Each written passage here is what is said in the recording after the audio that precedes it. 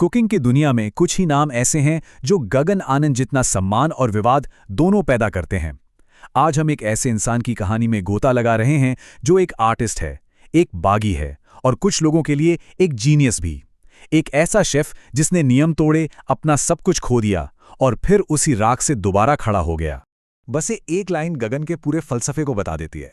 Fine dining की दुनिया की जो दिखावटी बातें हैं ना, उनके लिए एक खुला बेबाक तिरस्कार।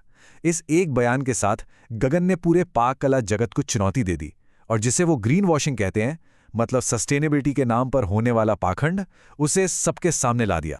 लेकिन सवाल ये है कि ये बगावत आई कहाँ से? क्या चीज़ इस पाक कला की क्रांतिकारी को आगे बढ़ाती है?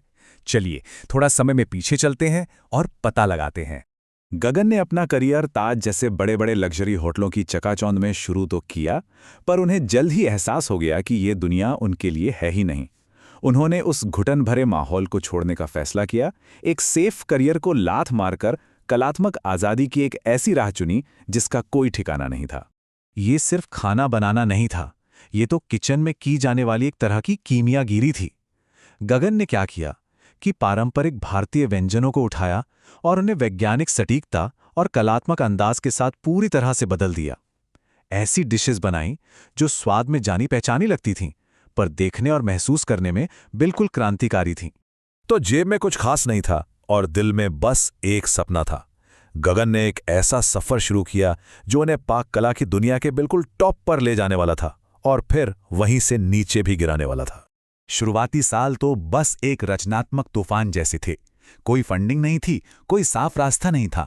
गगन के पास था तो सिर्फ उनका जुनून और कुछ कर दिखाने की उनकी बेमिसाल जिद। और उनकी कामयाबी की रफ्तार तो बस देखने लायक थी। कुछ ही सालों में गगन ने बैंकॉक में अपना रेस्टोरेंट खोलने से लेकर एशिया में नंबर 1 का ताज पहनने और 2 प्रतिष्ठित मिशेलिन स्टार हासिल करने तक का लंबा सफर तय कर लिया।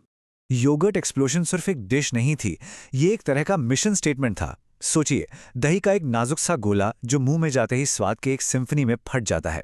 ये डिश भारतीय व्यंजनों को लेकर गगन के नए और अनोखे नजरिए का सबसे बड़ा प्रतीक थी। लेकिन ठीक उसी वक्त जब गगन अपनी कामयाबी के शिखर पर थे, कहानी में एक बहुत ही नाटकीय मोड़ आया। एक ऐसा मोड़ जिसने उन्हें अर्श से सीधा फर्श पर ला दिया। ये गगन के अपने शब्द हैं जो उनके ही पार्टनर्स के दिए धोखे की कहानी बताते हैं। उन पर अपने ही रेस्टोरेंट से पैसे चुराने का इल्जाम लगाया गया, एक ऐसा इल्जाम जिसने उनकी बनाई हुई हर चीज को दांव पर लगा दिया। ये धोखा सिर्फ पैसों का नहीं था, ये बहुत ज्यादा पर्सनल था। उन्हें न केवल उस रेस्टोरेंट से बाहर कर दिया गया जिसे उन्होंने खुद बनाया था, बल्कि उन्होंने अपने नाम का अधिकार भी खो दिया। वो पहचान जिसे बनाने के लिए उन्होंने इतनी मेहनत की थी, वो भी उनसे छीन ली गई।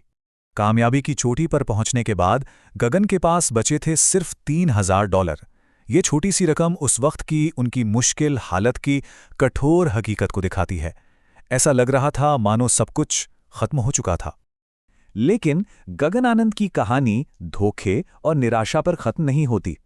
असल में ये तो एक नए और शायद पहले से भी ज्यादा साहसिक अध्याय की शुरुआत थी।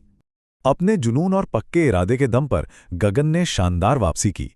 उन्होंने एक नया रेस्टोरेंट खोला और एक बार फिर एशिया के सबसे बेहतरीन रेस्टोरेंट्स की सूची में टॉप पर पहुंच गए। ये उनकी कभी हार न मानने वाली भावना का सबसे बड़ा सबूत है। और हाँ, गगन उन लोगों में से नहीं है जो अपनी पुरानी कामयाबी पर टिक कर बैठ जाएं। वो दिल्ली में एक नए रेस्टोरेंट के साथ भारत लौट रहे हैं।